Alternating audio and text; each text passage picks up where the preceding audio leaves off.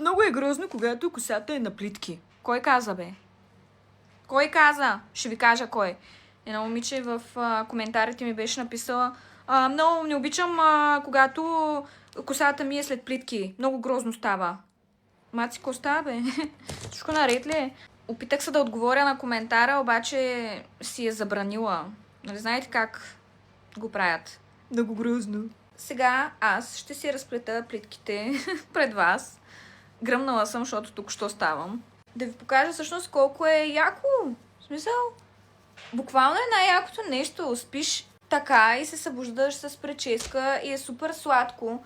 Когато ти е по-къса косата, имаш още повече обем, а когато е дълга, приличаш на русалка.